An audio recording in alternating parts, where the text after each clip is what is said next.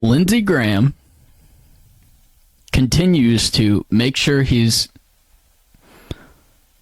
strictly following the tenets of his new religion, his newfound faith. And of course, that newfound faith being MAGA-ism. Before we show the most recent clip of Lindsey Graham just licking the bottom of the boots of Donald Trump, let's see what Lindsey Graham had to say about Donald Trump 7 years ago when Trump was running for office. What will not happen, Donald Trump is not going to be the nominee of the Republican Party. If he is, that's the end of the Republican Party. Because what he is doing is... So then if he is, what do you do? Well, then we'll lose. We'll lose, and we should lose. That's what Lindsey Graham had to say about Donald Trump back then. He will end the Republican Party, said Lindsey Graham. Here's what Lindsey Graham had to say about Trump's most recent indictment in Georgia. Senator, you probably can't see it. We're looking live outside the Atlanta courthouse. It's historic any time a former president were to be indicted. Now it's the fourth time, this time over contesting the election in 2020. Talk to us about this case, what you know about the case the government will try to make, or the state of Georgia will try to make here. I know that Fulton County is the most liberal county, I think, in all of Georgia. The DA there is a Democrat. Fulton County, Georgia, is not the most liberal county in all of Georgia. And you can find that out by Googling it, and it will come up quickly and easily, and you can see whether or not you're right about that. Already illustrating that he's just going to make claims based on nothing.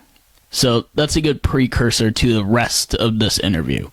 I know that they're trying to use a RICO statute. I don't know exactly what they're going to come out with, but I know this. Between Manhattan and Fulton County and D.C., the most liberal jurisdictions in the country, it's very unfair to President Trump. He goes Manhattan, D.C., and Fulton County, Georgia are the most liberal jurisdictions in the United States.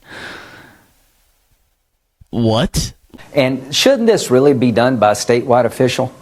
If there's a crime against the people of Georgia, shouldn't it be done by somebody like the Attorney General? Or are we going to let county prosecutors start prosecuting the President of the United States, the former President of the United States? You open up Pandora's box to the presidency. This whole exercise of allowing a county prosecutor to go after a former president of the United States will do a lot of damage to the presidency itself over time. He goes, we shouldn't allow that to happen. But it's always been this way for everybody else. Lindsay, you fucking goblin. How it works is, when crimes are committed within a certain jurisdiction, that jurisdiction is usually the place where the charges come from.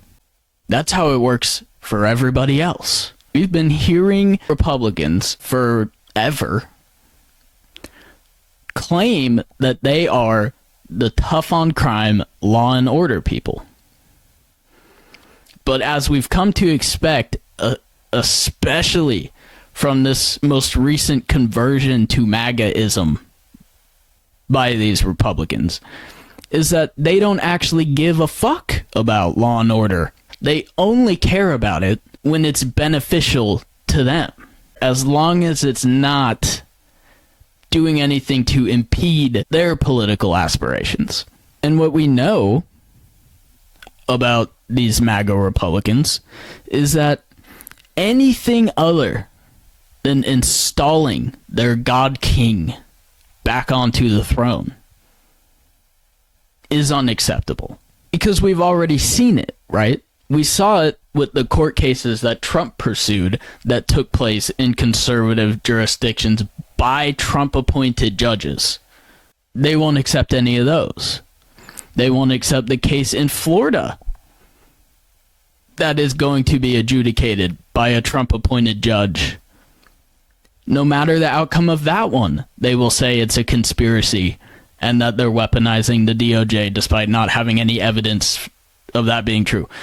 It does not matter if they get all the concessions they want, they will continue to just gin up reasons why they're being persecuted and why they're the victims in this situation. He only allegedly tried to overturn the results of a free and fair election.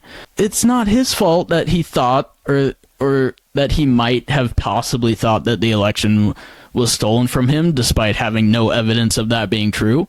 He was just trying to do the right thing. Like, it doesn't matter what evidence or concessions you give them, it will never be enough. Because the only thing that is enough is installing their pharaoh back on the throne. They never, ever, none of them, they never actually engage with the evidence in these indictments. They just immediately attack Fani Willis. They immediately attack that jurisdiction for being the most liberal jurisdiction in all of the country. They just do that because they know they can't actually engage with the evidence in these indictments. To my Democratic friends, be careful what you wish for. And then, of course, Lindsey Graham immediately contradicts himself by taking this entire interview to whine and bitch and moan and complain and we're being persecuted. And then ends the interview with, hey, but if our guy gets elected, we're going to weaponize the DOJ against you guys, even though we've been crying and bitching and moaning and complaining about a weaponized DOJ and a weaponized FBI for this whole time since these indictments have come to bear.